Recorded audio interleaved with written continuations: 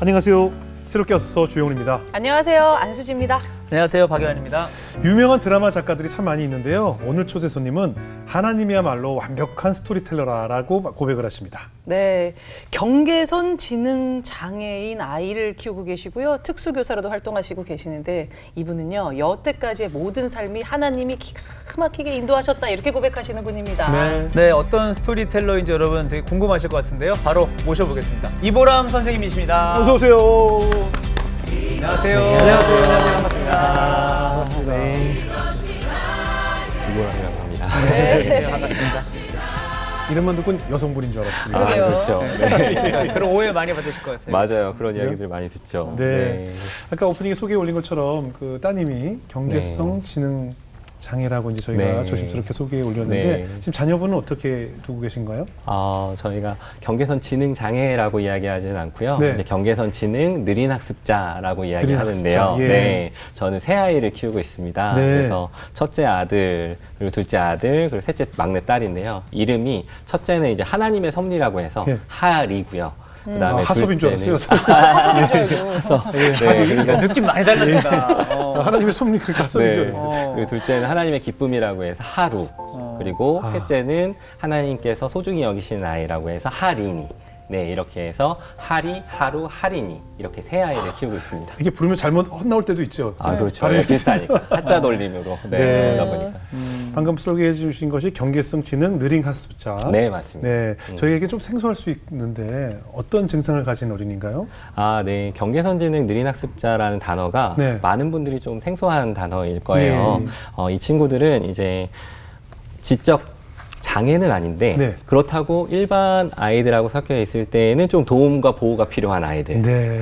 구체적으로 말씀드리면 이제 표준화된 지능 검사라고 해서 IQ 검사상 네네. 71에서 84 사이에 속한 친구들을 의미하는데요. 네네. 이제 이 친구들이 가지고 있는 그 특성이 어떤 거냐면 하나를 가르칠 때 10개를 아는 친구가 있는 반면에 네. 하나를 배울 때 10번을 반복해야 되는 친구들 있잖아요. 네네. 네, 이러한 친구들이고 예. 또 친구 관계 안에서도 어떤 친구는 환영받고 이제 인싸가 되는 친구가 있는 반면에 예. 또 친구들 사이에서 환영받지 못하는 그 관계에 어려움이 있는 친구들. 네. 그리고 그러다 보니까 아무래도 또래 관계에서 선생님과의 관계에서 지적을 받거나 좀 네네. 부정적인 피드백을 받게 되는 상황들. 예. 이러한 것들이 이제 점점점 쌓이다 보니까 아이들이 정서적으로나 또 학습적으로나 이제 복지 사각지대 또 이제 교육 사각지대에 놓여 있는 네. 이러한 상황에 있는 친구들을 느린 학습자, 경계선진이라고 이야기합니다. 그럼 어느 정도 네. 이렇게 있어요? 대략 그런 친구들이. 저희가 전체 인구상의 13.4%가 사실은 이에 해당된다고 그래요? 해요. 네, 그러니까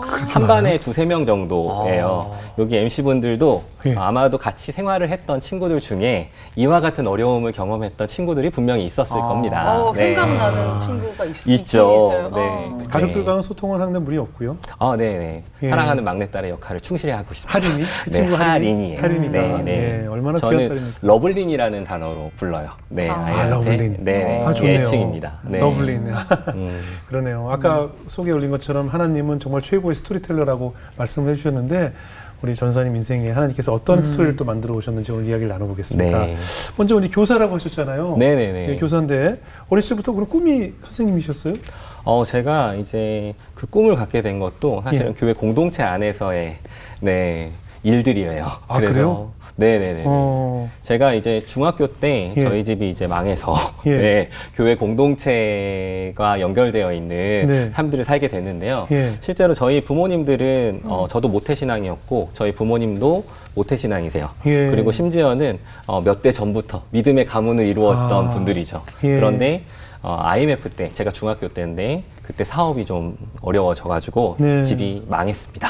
예. 네, 그래서 당시에는 이제 저희 집이 어렵다는 거를 조금 어느 정도 감지는 하고 있었는데 네. 어느 날 밤에 아버지가 저희를 이제 가족을 다 불러 넣어놓고 이제 말씀을 해주셨던 거죠. 예. 우리 집이 이제 망하게 됐다. 예. 네, 그래서 가족이 어쩔 수 없이 뿔뿔이 흩어져 살 수밖에 없다라는 이야기를 하셨을 때 이제 실감을 했죠. 진짜 우리 집이 망했구나. 네, 우리 집이 어려워졌구나라는 것을 알게 됐죠. 청소년 때였어요, 그때가? 그때가 중학생 때였어요. 한참 사춘기 때. 그래요? 네. 그러한 일들이 벌어졌죠. 그럼 어떻게 뿔뿔이 어떻게 가족 구성원이 어떻게 흩어지게 된 거예요? 저희 아버지는 이제 지방에 가서 일을 하시고 어머님이랑 따로따로 그리고 저희 누나는 이제 친할머니 댁에 그리고 저는 외할머니 댁에 어머나. 이렇게 있으면서 네. 다녔고요. 그리고 고등학교 때는 이제 할머니네 쪽으로 제가 유학을 가게 되면서 구리 쪽으로 유학을 가게 되면서 예. 거기서 이제 친할머니랑 같이 심지어는 거기 고모부께서 저를 예. 걷어주셨어요. 아이고. 네, 근데 또 놀라운 사실 중에 하나는 그 고모부도 저희 집이 망해가는 그 시점에 연대 보증을 서주셔가지고 아버지랑 같이. 예, 그러니까 재정적인 어려움을 같이 동시에 힘들어지셨겠네. 가지신 그러니까. 거죠. 아. 예, 동시에 가지셨는데 감사하게도 그 자녀들인 저희를 걷어주셨던 거예요. 예, 걷어주셨을 때 그냥 걷어주신 것도 아니고, 사실 저희한테 너무 잘해주셨어요. 네. 그러니까 예를 들어서 제가 운동을 하다 보니까 거기에서 이제 삼겹살을 먹어야 되는데 네. 이제 자녀한테 먹일 것도 필요하잖아요. 예. 근데 그게 안 되니까 제 것만 이렇게 쟁여서 저한테만 구워주시고 했던 것들이 되게 기억에 남고 예. 그래서 세월이 좀 지나고 고모부랑 같이 가족끼리 모여서 이렇게 네. 예배를 드릴 때가 있었는데 네. 그때 이제 제 마음속에 그런 마음이 있더라고요. 우리 고모부가 하나님께서 우리 가문에 보내주신 제사장과 같은 역할을 하셨구나. 네, 그 얘기를 이제 고모부한테 이렇게 하는데 제가 여태까지 고백하지 못했던 그 마음의 그 고마움들이 고모부한테 표현이 되더라고요. 뭘 네. 하셔요, 고모부가? 워낙 워낙 감정적인 변화가 많이 없으신 분인데도 이렇게 굉장히 감동해 그럼요. 하시는 그 얼마나 모습을 감동. 보면서 울컥했죠, 사실은. 네. 감사한 거죠. 네. 삼겹살이 적은 양이 있는데 내 자식보다는 저 아이가 혹시 차별을 느낄까봐 우리 조카부터 먼저 챙겨준다는 건 그렇죠. 쉽지 않은 일인데, 그죠? 그러니까 신앙이 있고 복음이 아니면 사실은 그렇게 못 그럼요, 하실 텐데 그럼요. 네, 그걸 하나에 그렇게 표현해 주셨던 것 같아요. 그럼 당시에 그 외로운 마음을 좀 교회에 좀 의지하셨나요? 네, 제가 아무래도 학생의 때에 그러한 어려움들을 감당하기가 쉽지가 않잖아요. 예. 그러니까 방황도 하고 원망도 하고 네. 사실은 힘들어 했었는데 그때 이제 학원에 다니던 과학 선생님 한 분이 저를 이제 다시 전도하셨어요. 네. 네, 그래서 교회에 이제 뜨문뜨문 다니던 저를 이제 한 공동체로 데려가 주셨는데 거기가 예. 이제 개척교회였고 네. 청년 공동체 사역을 하시는 목사님이셨어요. 예. 그 목사님 덕분에 사실은 제가 네, 회복이 되는 그러한 경험을 했죠. 어떡해요? 그 목사님이 이제 공동체 사역을 하시는데 예. 너무 귀한 게 뭐냐면 가정을 다 오픈하셨어요. 그래서 저와 같은 청소년, 저 위에 있는 청년들이 많이 예. 있었는데 어려운 청년들이 같이 목사님 댁에서 먹고 마시면서 예. 네, 주말이면 이제 같이 집을 오픈하시고 그리고 또 자기의 삶을 다 오픈하시면서 이야기들로 또 이제 말씀으로 또 삶으로 이렇게 가르쳐 주셨던 거예요. 아니 목사님도 사실 본인의 집이니까 왜 이렇게 프라이버시가 있고 그러니까요. 네. 맞아. 또 두 분만의 또 이게 뭘까 각지만의 내가 보이고 싶지 않은 모습을 보일 때도 있잖아요. 네. 사모님도 있을 사모님 거고. 그렇죠. 계시면. 네. 부부 싸움도 하시고요, 심지어. 아, 다 있네. 네. 그러니까 그 자리에서 완전히 오픈을 해주신 거예요. 웬만하면 자녀를 근데 안 받아주는. 싸우시는데. 아니, 뭘로 싸우세요? 뚜껑 날라갔나 보죠. 네. 아유, 뭐 그럴 수 헤드와이프인데. 있죠. 네. 뚜껑 열리면 뭐. 근데 항상 거기가 청년들로 북적북적했고요. 아, 저와 같은 대단하시다. 청소년들이 같이 어울려 지내면서 삶으로 좀 이렇게 야, 저희를 대단하시다. 케어해 대단하시네요. 주시고 말씀으로 케어해 주셨던 네. 그런 기억이 있죠. 그럼 이제 다시 돌아가서 교회 공동체에서 그냥 교사도 아닌 특수 교사를 해야겠다라고 결심하게 된 무슨 계기가 있었어요? 당시에 이제 목사님이 말씀을 전해 주시는데 네. 그 청년들이 이렇게 열정적으로 또 예배를 드리잖아요. 네. 그래서 신나게 찬양을 하고 예배를 드리고 딱 그 자리에서 말씀을 듣는데 그날 말씀이 네. 베드로에 대한 말씀이었어요. 예. 베드로. 그것도 3번 부인했던 베드로. 네, 네. 그래서 예수님이 십자가에 달려 돌아가시는 그 장면에서 베드로가 3번을 부인하고 네. 그런데 제 그림 속에 그 말씀이 굉장히 드라마처럼 보였어요. 예. 그러면서 그 베드로가 마치 저의 모습이었던 것 같은. 예. 그래서 그 부인하고 이렇게 엎드려 있는 그 베드로를 예수님께서 바라보시는데 얘 안 되겠다. 이런 애 안 되겠다. 이렇게 바라보신 게 아니라 네. 그래 내가 얘기했잖아. 너는 그렇게 연약한 사람이야. 근데 내가 너를 여전히 사랑해. 라는 눈빛으로 이렇게 바라봐 주시는데 그게 저의 모습 같은 거예요. 네. 청소년 때 원망 섞인 기도를 얼마나 많이 했겠어요. 네. 우리 집은 예수님이 있는 집인데 왜 우리 집이 망했으며. 그리고 저한테는 사실은 답이 없어 보이는 인생이었거든요. 뻔해 보였고 답이 없어 보였고 하다 보니까 그렇게 토해냈던 어려운 마음들, 또 결핍 가운데 있었던 그러한 상황들, 또 그러한 행동들 하나하나가 그 베드로가 예수님을 부인했던 그 모습이랑 너무 맞다 보였던 거죠. 네. 근데 저는 그것을 이겨낼 수 있는 사람이 아닌데 예수님이 그 사랑 가운데 저를 초청해 주셨던, 마치 그 목사님이 저를 걷어주시고 있는 그대로 사랑해 주셨던 그 마음, 이게 오버랩이 되면서 제 인생은 그 하나님의 은혜로 뻔한 인생에서 이제는 좀 특별한 인생을 살아가겠구나라는 기대감이 있었어요. 근데 그 베드로 인생을 봤는데 특수교사를 왜 네. 하게 됐어요? 그렇죠. 이게 연결이 돼야 되니까. 베드로하고. 네. 예. 그러면서 저에게 있어서 또 이제 말씀 중에 먹든지 마든지 무엇을 하든지 하나님의 영광을 위해서 하라는 그 말씀의 은혜가 있었어요. 예. 이게 동시에 있었죠. 예. 근데 살아온 과정들을 보면 제가 청소년 때 이렇게 뻔한 인생 같았는데 한 분을 만나서 네. 그리고 또 복음을 만나서 예수님을 만나서 변화됐잖아요. 네. 마찬가지로 제 눈에는 뻔한 인생을 사는 친구들이 너무 많이 보였어요. 네, 친구들 청소년 때에 진짜 자기한테는 답이 없다. 자기는 뻔하다라는 생각들로 살아가는 친구들이 너무 있는데 그 친구들한테 복음을 좀 전하고 싶다. 그러면 나한테 직업이 어떤 게 제일 필요할까? 그래가지고 선생님이라는 꿈을 꾸게 됐어요. 예. 그때부터 이제 원래는 공부를 이렇게 열심히 하는 건 아니었는데 그때 꿈이 생기고 나니까 그거에 따라서 공부를 하게 됐고 예. 그러면서 이제 특수교사의 길까지 갔는데 네. 이제 마지막에 특수교사가 되기 전에 결단이 필요했던 상황이 있었어요. 그렇죠. 그때는 이제 가군이라고 해가지고 이렇게 가군에는 고려대학교 체육학과가 있고 네. 또 한체대학교 특수체육교육과가 있었어요. 예. 이 두 개 중에 선택을 해야 되는데 저는 체육 선생님이 되고 싶었거든요. 원래 운동을 예. 하셨던 거죠. 그렇죠. 운동을 좋아했고 어. 저희 부모님이 운동을 잘하셔서 네, 그래서 저는 운동을 좋아해서 체육 선생님이 되고 싶었는데 주위에서는 아무래도 현실을 외면할 수 없기 때문에 국립대에 네. 이제 장학금을 받을 수 있고 또 여러 가지에서 안정적으로 갈 수 있는 한체대에 가라 했는데 마지막까지 이제 고집을 좀 부렸죠. 예. 네, 고집을 부렸는데 결국에는 한체대로 선택을 하게 됐습니다. 네, 그래서 끌려가듯이 이렇게 예. 선택을 하게 됐는데 얼마 지나지 않아서 알았어요. 이게 정말 나한테 하나님께서 보내주신 자리였구나라는 거를. 근데 이제 후회도 사실 있었을 텐데 네. 지금 말씀하신 것처럼 왜 여기 오게 되길 잘했구나 네. 이런 걸 발견하는 계기가 있었을까요? 그러니까 이 친구들을 바라봤을 때 그리고 지금 제가 생각했을 때 제 삶하고 굉장히 맞닿아 있구나라는 생각을 했어요. 저는 청소년 때 저희 집이 망했다고 했잖아요. 네. 근데 저는 선택하지 않았거든요. 저희 집이 망하는 것을. 그렇죠. 그리고 저희 부모님 또한 선택하지 않으셨어요. 예. 그랬는데 저한테 그 상황들이 주어진 거라는 거죠. 마찬가지로 그 삶 속에서 이 아이들은 자기가 장애를 선택하지 않았어요. 그렇죠. 네, 그리고 그 부모님들도 장애를 선택하지 않았고. 근데 그 주어진 삶을 살아가는 데 있어서 정말 중요한 게 뭘까 생각했을 때 이것을 해석하는 거라는 거죠. 그러니까 예를 들어서 제가 요즘도 이제 말씀을 전할 때 소경에 대한 이야기들을 많이 하는데 날 때부터 이제 맹인이었던 그 친구, 시각장애를 가졌던 그 친구에게 제자들은 이렇게 얘기하죠.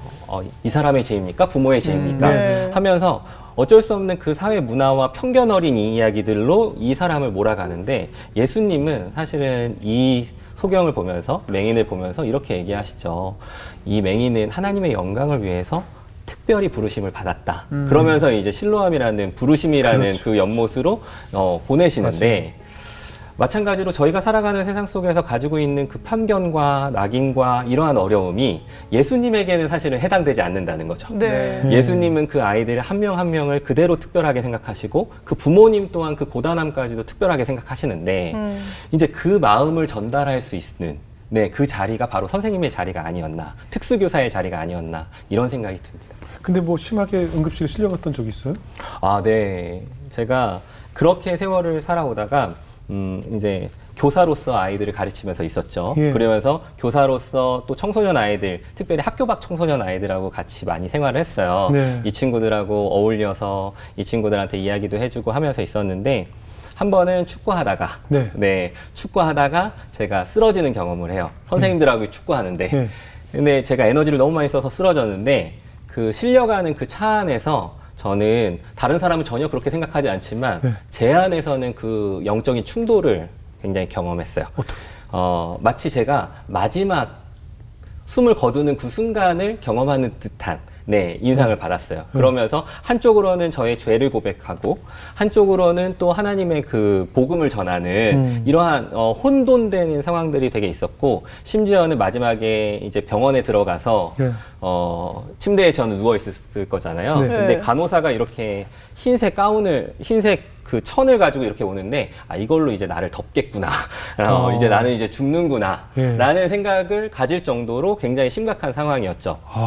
근데 이제 그때 정말 재밌었던 일화 중에 하나가 뭐냐면 저는 제가 뭐 입양을 하고 또 아이들 청소년들을 사랑하고 뭐 소명을 갖고 있고 막 이렇게 제가 뭔가를 했던 것들이 하나도 천국에 들어가는데 도움이 되지 않는다. 라는 것들을 알게 됐어요. 너무 불안하더라고요. 그것이. 나의 어떤 선행들이. 예, 선행들을 했다고 해서 천국을 갈 수 있다는 보장들이 저한테는 없었어요. 예. 근데 마지막에 그 천을 들고 오면서 마지막에 자기네들끼리 막 이렇게 얘기하는 그 순간에 간호사들이 얘기하는 그 순간에 제 마음속에 나 예수님 믿지 라는 단어가 확 들어왔어요. 그리고 나서 천국에 소망이 있는 거예요. 네. 그럼 나 천국 가겠네. 예수님 때문에 나는 천국 가겠네 하고 옆에 있는 와이프한테 이제 유언을 하면서 네. 이제 보상금이 나올 텐데 교회를 세우자 이러면서 새 아이를 맡기면서 그랬는데 정신 차리라고 제 이마를 탁 때려쳤죠. 네. 그래서 그 상황들을 겪으면서 회복하는 중간에 이제 말씀을 보는데 갈라디아서 말씀이 제 안에 마음속에 와 있는 거예요. 그래서 네. 갈라디아서 말씀을 바울에게 예수님께서 이방인의 사도로 불렀다라는 내용들이 나오는데 베드로는 이제 유대인의 사도로 부르셨고 그리고 바울은 이방인의 사도로 부르셨으면 나는 어떻게 부르셨을까라고 네. 생각했을 때 청소년과 청년의 사도로 부르셨다라는 네. 것이죠. 제가 여태까지 살아왔던 배경들도 그랬고 이 친구들한테 제가 복음을 전할 열정을 주셨기 때문에 그러면 내가 이제 복음을 전하는 자로 살아가야 되지 않을까라는 네. 고민을 하던 시점에 그런 시점에 이제 콜링이 좀 왔죠. 축구할 때 이 응급 상황으로 너무 많은 것들을 깨닫게 네. 되죠. 심하게 다쳤었나 봐요. 당시에 제가 그 신장이 한 70%가 망가졌을 수치처럼. 네. 근데 충격을 그 너무 정도- 강하게 아니 축구 때문이 아닌 거죠. 그럼 그 전부터 이미 그러니까 신장 이상이 있었던 거죠. 그게 아니었고요. 너무 재밌던 게 축구를 하다가 제 에너지를 더 쓴 거예요. 제 에너지 이상을 쓴 거죠. 그러다가 제가 쇼크가 와서 넘어졌는데 그 순간의 수치. 그러니까 저를 검사하는 그때 당시의 수치가 네. 그렇게 70%가 상한 것처럼 그렇게 일시적으로? 나온 거죠. 네, 일시적으로. 그래서 이렇게 축구하다 다칠 수는 없고 그럴 필요도 없었거든요. 선생님들끼리 짜는 거라. 혹시 좀 선생님 좀 승부욕이 좀 강하신 편이세요?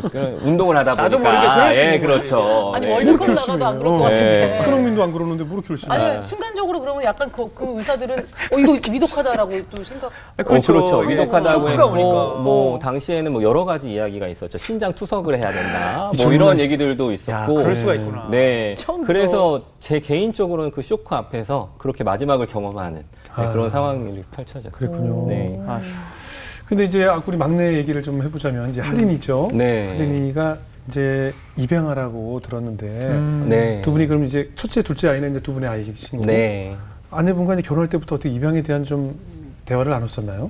네, 이것도 이제 축구에 대한 사연이 또 들어가는데요. 축구를 엄청 네, 좋아하시는구나. 축구에 대한 사연이 들어가는데 저희 와이프가요. 예. 그 전도 대상자였어요. 그래서 중학교 때부터 친구였는데 네. 심지어는 이름도 똑같습니다. 보람이요? 저도 보람이고 와이프도 보람이에요. 서로 네. 다르고? 네. 와, 그런 인연이 그런 인연이. 그분도 축구하시는 분이었어요? 그건 아니었죠. 아니고, 예, 예. 그런데 어머. 이 어머나. 친구랑 저의 삶의 궤적이 굉장히 비슷했어요. 그래서 네. 중학교 때부터 그런 고민도 많이 이야기했고 네. 어려운 상황들을 같이 겪어갔는데 저는 이제 대학을 졸업하고 장교를 준비하고 있었고 네. 그래서 장교를 가면 이제 3, 4년 정도 이제 군인의 신분으로 있어야 되잖아요. 네. 근데 저희 와이프는 그 시간 동안 이제 자기가 보육원에서 아이들을 케어했으면 좋겠다. 네, 보육원에 들어가고 싶다라는 얘기를 이제 특별한 마음인데, 진짜. 했는데 예. 제 개인적으로는 붙잡고 싶죠. 예. 네, 붙잡고 싶어서 그건 개인적으로 혼자 하지 말고 같이 하자. 예. 네, 같이 하자. 그래서 공동체에서 같이 하는 게 건강한 거다. 우리 부부가 같이 하는 게 좋은 거다라는 얘기로 이제 기다렸죠. 예. 기다리게 해놓고 저는 이제 그 당시에 축구하다가 교회에서 십자인대가 끊어져가지고 축구를 도대체 어떻게 하시는데? 축구하지 마세요, 이제. 아니 축구를 어떻게? 네. 뭐 프리미어리그처럼 하는 하나님께서 거예요? 축구를 통해서 일하시더라고요. 머리 바꾸고 막- 네. 아니, 그러니까 이게 정말 그냥 게임에 목숨 거는 분들이 있다니까. 예. 프로 선수들이 뭐 햄스트링 늘어나고 이런 건 네. 프로들만 그런 거 아니에요? 그래서 장교를 그렇게 열심히 준비했는데 사실은 그때 심자인대가 끊어져가지고 예, 자기 못 갔군요. 좌절이 됐어요. 아, 네, 좌절이 된 상황이 됐어요. 아니 뭐 아무튼 전 살다가 뭐 축구하다가 그런 거로 쓰러진 네. 것도 그렇지만 여자친구가 남자친구가 군대를 갔는데 기다리는 것도 대단한데 네. 그동안 내가 보육원에 가서 아이를 네. 돌보고 있겠다. 사모님이 어떤 분이세요? 이거는 뭐 신하라 씨 이후에 처음 있는 얘기인데. 거의 맘먹죠. 예, 맘먹지. 맞아요. 아, 당시에 이제 저희가 뭐 가지고 있는 게 없잖아요. 네. 그러니까 돈을 모아서 하겠다. 혹은 그 당시에 또래 아이들처럼 이렇게 뭔가를 준비해서 생활하겠다 한다면 저는 결혼을 못 할 것 같았어요. 맞아요. 예, 그래서 교회 안에 공동체 분위기도 그래 했고 이렇게 저희끼리 빨리 연애해서 결혼하고 안정된 네. 삶을 살았으면 좋겠다라는 마음에서 이제 바로 결혼을 했죠. 그 네. 결혼의 조건 중에 하나가 바로 그 입양, 오. 네, 이었고요. 그리고 이제 그러다 보니까 신앙 색깔이 되게 비슷하잖아요. 예. 그래서 저희가 청소년들을 이렇게 계속 케어했어요. 청년들이랑. 네. 그래서 결혼할 때도 저희가 돈은 없었는데 예. 예, 사랑은 많이 받았어요. 아이들이 이제 신혼여행 가는 중간에 저희 예. 집에 문을 따가지고 네, 화장실 청소부터 집 청소를 다 해놓고 어머나. 거기에서 이제 결혼 축하한다고 세레머니를 막 해주고 그러면 이제 저희는 집에다가 원룸인데 예. 저희 신혼에 원룸에 이제 간식들 이렇게 쟁여놓으면 애들이 눈치도 없이 이렇게 들어와가지고 네. 계속 이제 그 아이들하고 이렇게 생활하면서 저희 목사님 사모님이 저희한테 보여주셨던 똑같이 것처럼 똑같이 하셨네요. 네, 그런 것이 이제 저희도 굉장히 행복이었고 예. 그런 과정들 속에서 이 아이들하고 그런 사랑을 주고 받았던 네 그런 기억이 이제 저희의 신혼 과정이었죠. 예. 그리고 입양은 이제 언제 하신 거예요? 그러고 나서 이제 입양은 저희가 좀 첫째 낳고 둘째 낳고 네. 예, 세월이 좀 지난 다음에 네. 이제 와이프가 조심히 다가와서 저한테 그 얘기를 하더라고요. 아. 이제 때가 됐다. 예, 이제 이전에 얘기했던 그 네. 입양의 때가 된 것 같다라고 얘기했는데 우리 모두들 잘 아시겠지만 자녀를 키우는 게 만만치 않은 거잖아요. 그럼요. 네, 그리고 또 그 아이를 케어한다는 게 쉽지 않은 거라. 성별이 또 우리 아들 아들. 두 명. 네, 그렇죠. 아들이었죠. 더 그러니까 육아의 그 삶을 살아내는 게 또 가장의 무게를 짊어지는 게 쉽지 않았기 때문에 네. 제 마음에는 사실은 처음에 결혼했을 때 그 뜨거운 마음보다는 현실적인 마음이 굉장히 많았어요. 특히 애들을 키워보니. 네, 키워보니까. 알게 네. 그리고 고려해야 될 것도 참 많았고 예, 이게 예. 그냥 단순히 좋은 일이 좋은 거다 이게 아니라 현실적인 부분들을 가져야 되는데 이 상황을 어떻게 모면해야 될까 예. 저희가 사용하는 스킬들이 있잖아요. 기도해 볼게요. 이걸 그래서 기도해 보자. 그거는 그냥 안 한다고 생각하면 되는 거예요. 그래서 See you later. See you later. 그래서 기도해보자 이러면서 그 시간을 좀 이렇게 외면하면서 가는데 또 마음에 기도를 안 할 수도 없으니 좀 알아보기 시작했죠. 네. 그래서 한편에 이제 기도를 하면서 교실에서 이제 아이들 외부 수업을 보내놓고 예. 혼자 교실에 혼자 앉아서 이제 입양에 대해서 조금씩 이제 알아보는 그 측면에 기도하는 마음으로 이렇게 알아보는 측면에 이런 울림이 제 마음 속에 이제 울리는 거예요. 뭐냐면 저한테 말을 걸어 오시는 것 같았어요. 대화를. 그러면서 너의 인생의 가치가 뭐니? 라는 질문이었어요. 네. 근데 그 질문에 곰곰이 생각해 보니까 제 인생의 가치가 돈이었다면 네. 사실은 입양을 하면 안 되는 거예요. 왜냐하면 한 아이를 키우는데 너무 많은 돈이 들어갔고 그렇다고 저희가 재정이 풍부한 것도 아니었고 넘치는 것도 아니었기 때문에 돈으로 내가 가치를 삼는다면 입양은 할 수 없겠구나. 네.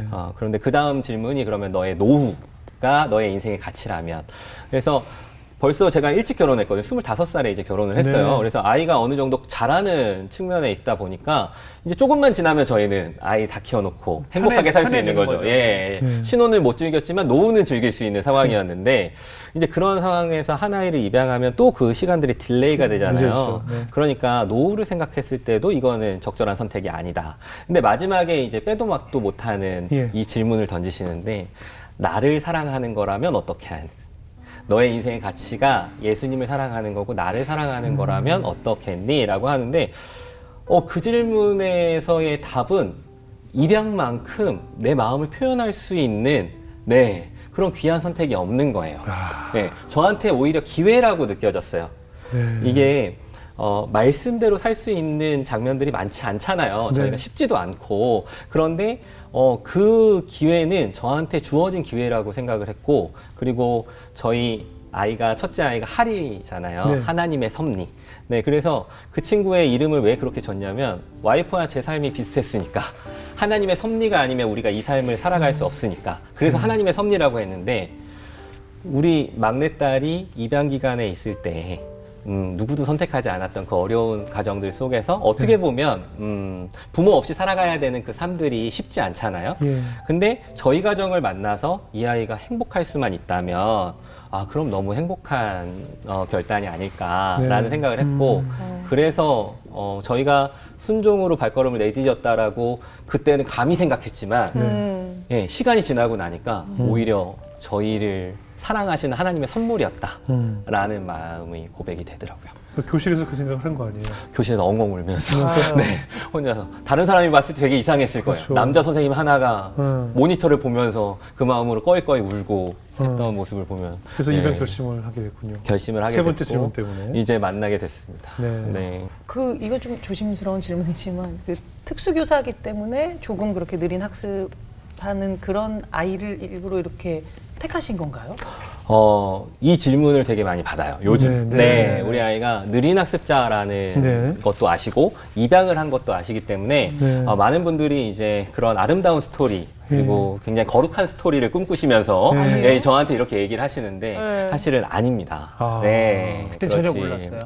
전혀 몰랐고요. 좀 부끄러운 얘기지만 제 마음속에 한켠에 입양을 결정하기 전에 남겨뒀던 하나가 있었어요. 이거는 저희 와이프한테도 얘기하지 않았고요.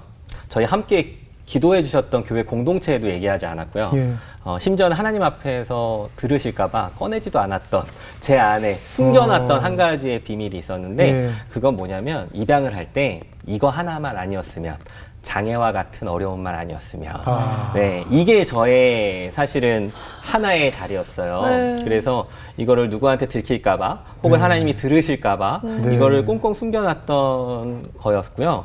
당시에 이제 아이가 뭐 어떤 이슈가 있었다는 거는 좀 알고 있었죠. 그리고 이제 입양 기간에 딱 들어가게 되면 어떤 아이들은 이제 건강해서 네. 이렇게 봉사자들이 안아주기도 하고 또 이제 뭔가 먹이기도 하고 이렇게 케어를 해주는 시스템이 있는데 이 친구 같은 경우에는 저희 러블린 같은 경우에는 이제 조금 처음에 몸이 좋지 않은 상태여서 특별한 케어가 필요한 상황이었어요. 이제 그런 아이들은 이제 봉사자들의 손길이 많이 닿지 못하고 네. 그리고 이렇게 뭔가 다른 사람들과 연결이 되면 안 되기 때문에 이제 네. 상호작용이 많이 안 되어 있거든요. 그래서 저희 딸을 봤을 때 그런 부분들이 굉장히 속상하고 아팠던 부분이었어요. 그럼 네. 예를 들어서 그렇게 할인 러블린을 네.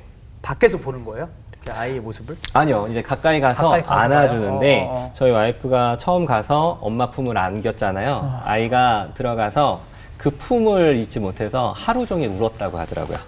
네, 밤새도록. 그럴 것 같아요. 네, 그래서 그 다음날 만났는데 목이 쉴 정도로 이게 그냥 바로 데리고 올 수 있는 게 아니거든요. 네, 그러다 보니까 아이가 그랬고 제가 기억에 남는 장면은 아이를 보고 이렇게 나오는데 네.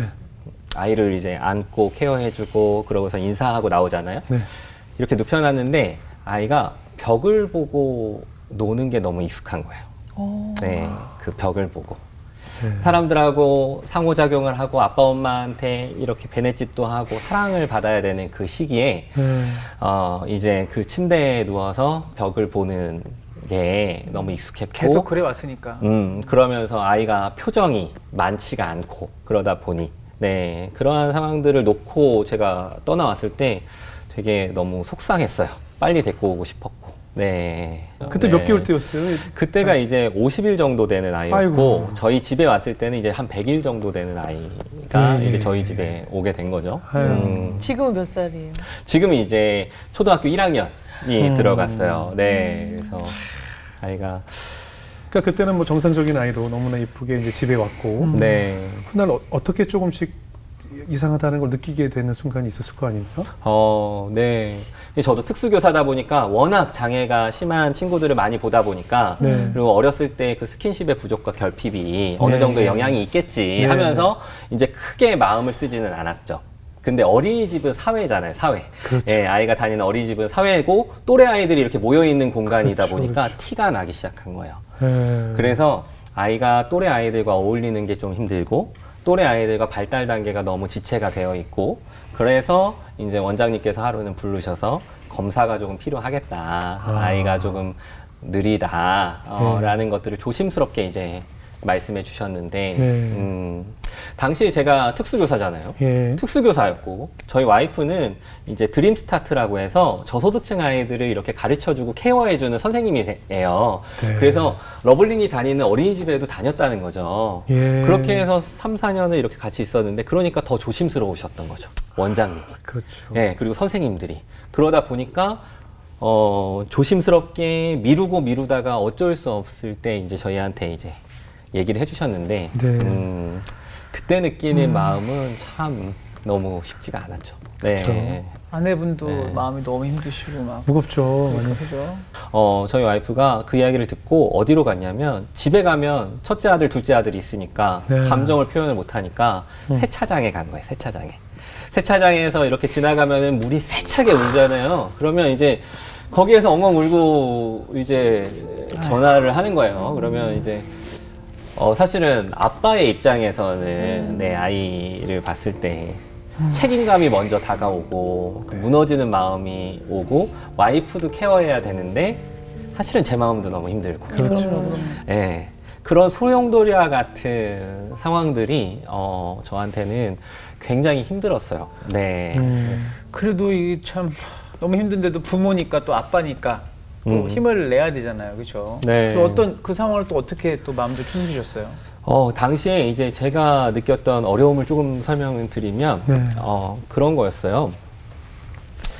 깊은 구덩이에서 헤어나올 수 없는 막막함.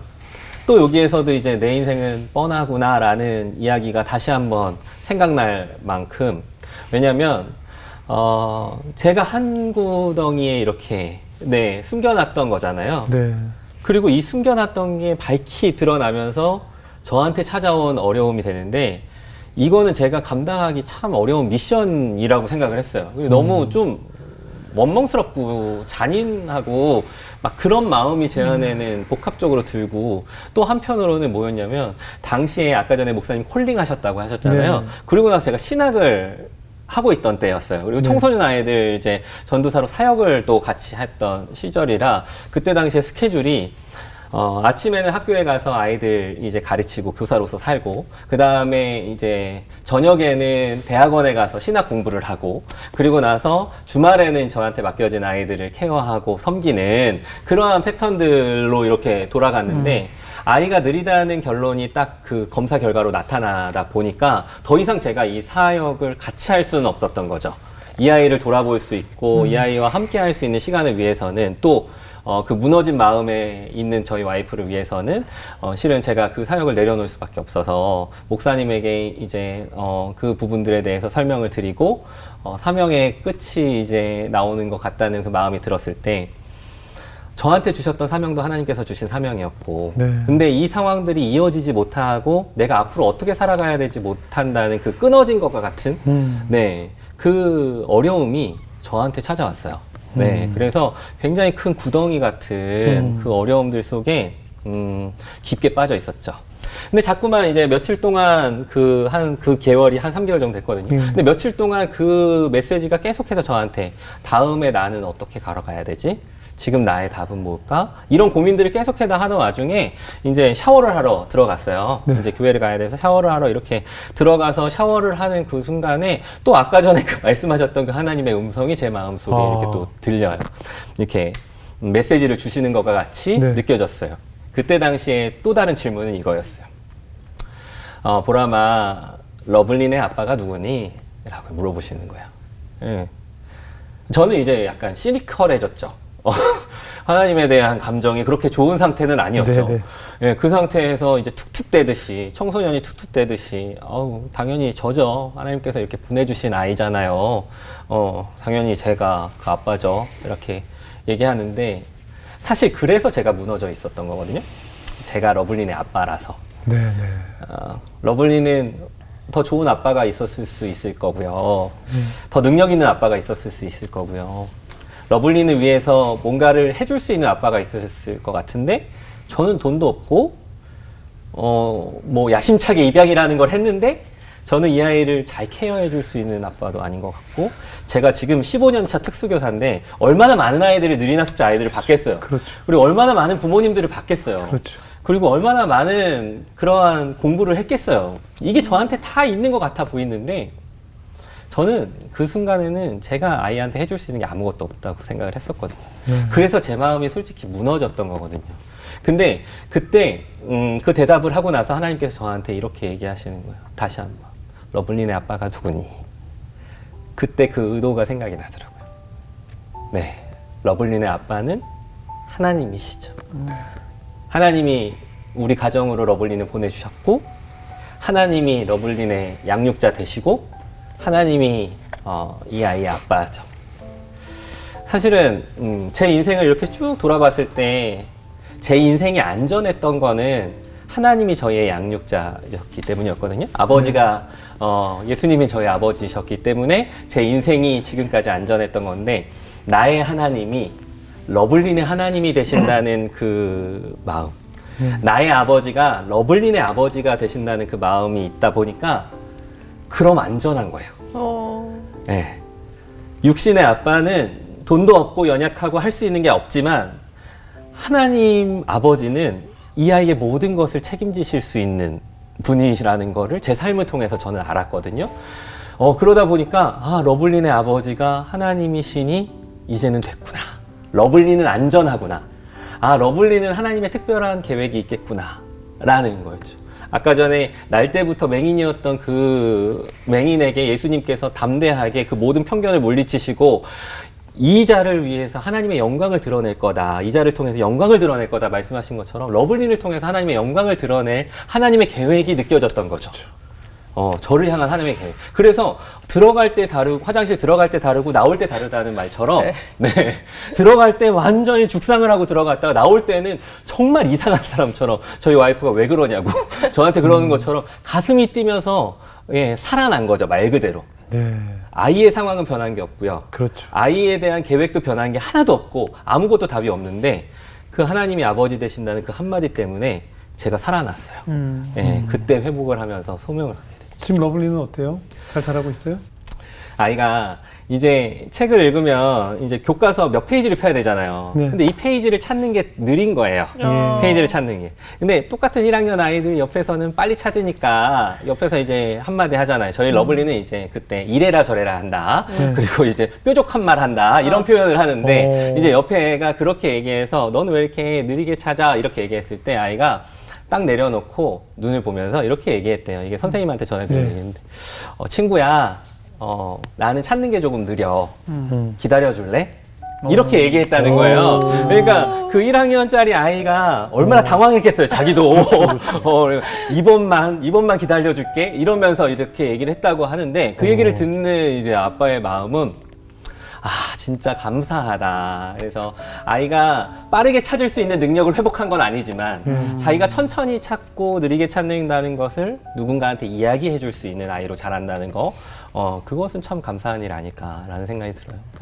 그러니까 사실 누구에게는 굉장히 쉬운 일상이 네. 우리 아이들에게는 조금 다소 시간이 걸리고 다소 어려운 일이 있을 수 있다는 그렇죠. 그 종이 한 장 차이잖아요, 사실은. 그러면서 이 아이들이 그러한 훈련이 필요하고 네. 또 그러한 아이들의 속도가 중요하게 여겨져야 되는데 네. 지금의 삶은 네. 사실은 아이의 속도를 존중하기보다는 네. 이제 빠르게 달려가는 게 너무나도 중요한 사회잖아요. 네. 그러다 보니까 이 아이들이 놓쳐지고 있는 상황인 거죠. 네. 그래서 천천히 가도 돼. 아빠 엄마가 너랑 같이 걸어갈 거야. 그리고 천천히 가도 돼. 오빠들이 너희가 함께 하고 있잖아.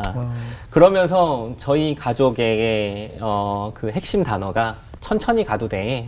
우린 함께니까. 이게 이제 저희의 뭔가 메시지처럼 저희 가족의 메시지가 된 거예요. 그러다 보니까 저희 러블린이 하나하나 실수할 때도 있고, 그렇게 산등성이로 올라갈 때 이렇게, 안 될 때도 있고, 뭐, 울 때도 있고, 이제 성장하지 못할 때도 있는데, 그때마다 저희끼리 되뇌이는 거죠. 천천히 가도 돼. 우린 함께니까. 그러면서 저희 가족이 하나 되는, 네, 그런 삶을 살아가고 있어요. 저는 네. 이 얘기가 러블린뿐만 아니라 우리 지금 많은 다음 세대 어린 친구들에게 다 해주고 싶은 얘기네요. 맞아요. 네. 천천히 가도 되거든요. 네. 그렇죠. 한국이란 나라가 너무 빨리 뛰어요. 네. 그리고 빨리 안 뛰면 죽는 줄 알아요. 속도의 강박을 갖고 있어서 네. 남들 하는 걸 똑같이 해야 하고 남들 하는 나이에 해야 되는 걸 똑같이 해야 된다는 모든 그 강박을 받고 자란 저희 세대가 또 다음 세대들에게 그 빠름을 강요하고 있잖아요. 네. 늘 빨리빨리를 서두르면서 거기에 발맞추려고 하는 우리 기성세대들이 너무 잘못하고 있다는 생각이 들어서 다 누구나에게 천천히 가도 되라는 얘기를 해주고 싶네요. 우리 자녀들에게도. 아이들이 그죠? 듣고 싶은 얘기일 것 듣고 싶은 같아요. 얘기일 맞아. 거예요. 네. 왜 지금 우리 청소년들이 정신과를 이렇게 많이 다녀야 되는지 기성세대의 그 빠름을 강조하기 때문에 그 강박 때문에 그런 것이 아닌가 하는 안타까움이 듭니다. 네. 뭐 오늘 특수교사라는 직업을 소개하셨는데 저는 이 특수라는 단어 자체가 사실은 영어로 어떻게 표현해야 될지 모르겠지만 저는 그냥 very special한 단어를 붙이고 싶어요. 네. 그러니까 사실 우리 아이 지금 러블린 같은 아이도 very special한 아이고 네. 그렇죠. 다시 말해서 다른 아이보다 느린 것이 아니라 다른 아이들보다 더 많은 사랑을 요한 네. 더 많이 사랑해줘야 하는 아이들로 우리가 바라봐야 될 것 같아요. 네. 지금 우리 뭐 선생님뿐만 아니라 많은 가정에 아픈 아기가 찾아왔을 때, 그렇죠. 혹은 정상적이지 않은 아이가 왔을 때, 많은 부모들이 죄책감을 가지고 본인들이 마치 내가 무슨 죄를 지었길래라고 하나님을 원망하거나 본인을 자책하는 경우들이 네. 많거든요. 예전 우리 기복신앙 때문에 마치 내가 무슨 벌을 받았다고 생각하는 경우들이 네. 많은데 저는 그 부모님들이 그것에서부터 자유로워져야 된다고 생각해요. 네. 그것은 무슨 죄를 져서가 아니라 네. 하나님께서 스페셜한 선물을 네. 이 아이를 내가 어떻게 키우는지 보라고 하나님께서 맡기신 거잖아요. 네. 그리고 지금까지 교사를 하시면서 알게 됐던 많은 특수교사 시절을 통한 경험, 내 머릿속에 있는 데이터베이스를 버리셨으면 좋겠어요. 네. 이런 아이가 자라면 이런 아픔들, 이런 고생들이 있을 텐데라는 생각을 열고 그 내가 경험해보지 못한 세상으로 방법으로 하나님께서 얼마나 건강하고 예쁘게 스페셜하게 키우실지를 체험하셔서 네. 그 경험을 같은 고민을 하고 계신 부모님들에게 네. 위로해 주시고 함께 웃으시고 더 많은 사랑을 어떻게 줄 수 있는지를 나눌 수 있는 그런 네. 교사님이 되시기를 저희가 더 응원하겠습니다. 아, 네. 그런 선생님이 네. 되어주세요. 제가 한마디 더 네네네. 해도 될까요? 네. 사실은 우리 러블린을 입양하기 전에 저희가 기도했던 제목이 있었어요. 네. 뭐였냐면 러블린이 많은 사람에게 위로자의 삶을 살았으면 좋겠다라는 기도 제목이었어요. 그러면서 러블린을 만났고 러블린과 함께 살아갔는데 부모 마음에 사실은 잘 됐으면 좋겠고 네네. 이렇게 화려한 곳에서 이렇게 멋지게 네. 자랑했으면 좋겠다라는 마음이 한켠에 있었거든요. 예. 근데 나중에 이 세월을 다 돌아보고 나니까 하나님께서는 우리 어떻게 보면 러블린의 가장 연약한 모습 안에서 정말 약속하신 그대로 많은 사람들에게 위로가 되는 삶을 살게 하셨다. 네. 그래서 이 방송을 보시는 많은 분들도 그렇게 축복을 해주시고 기도해 주셨으면 좋겠다. 그럼요. 네, 그리고 그 어려운 상황 가운데에서도 하나님은 여전히 그 계획을 멈추지 않으시고 그럼요. 여전히 우리를 향한 특별한 하나님의 계획은 끝나지 않았다. 이제 네. 시작되고 있다라고 말씀드리고 싶습니다. 훗날 러블린에 네. 잘 성장해서 하나님께 귀한 쓰임 받는 러블린을 저희도 기대하겠습니다. 네. 오늘 귀한 간증 고맙습니다. 감사합니다. 감사합니다.